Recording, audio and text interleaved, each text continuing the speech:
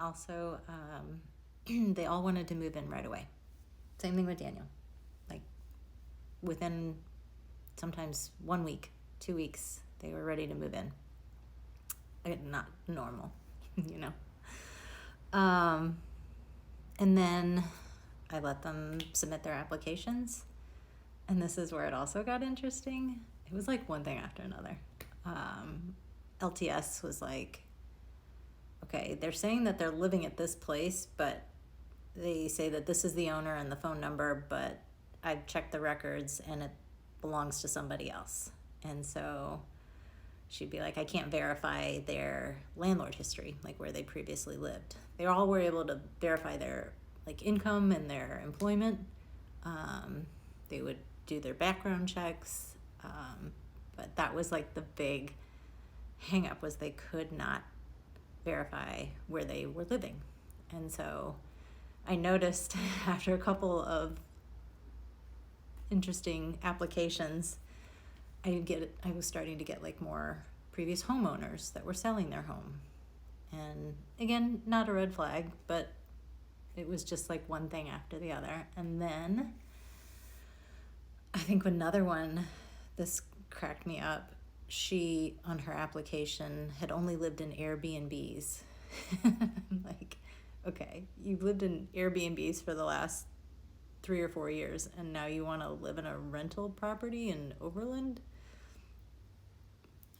Whatever. At this point, I'm just going with it. Oh, and then this was another thing too. When I would ask them any like specific questions. You know, they had their story. They were hell-bent on giving me this, you know, whole Strama story line, and then I would, you know, ask my own questions. And like, there's so many times that I just threw them off, and it was so obvious. Like one, I would ask, do you have any pets? And the guy like just looked up and he was like, I'm like, you really don't have to think if you have a dog or not. It's a really simple question answer. The other one, oh, this was funny. One of my showings, when I was showing the Florissant house, I had been getting like predominantly couples or guys coming like with their girlfriends. And then this one showing, it was afternoon, and I literally had like 3 pregnant women back to back.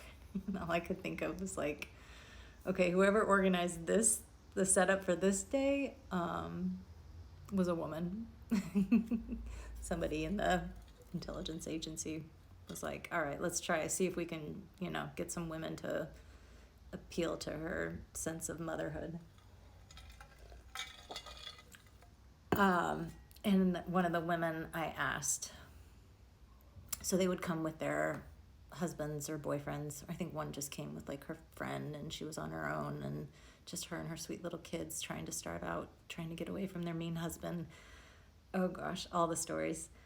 And one of them came with her spouse, partner, whatever. And I was like, oh, you work. She was telling me where she works. And I was like, oh, is that near here?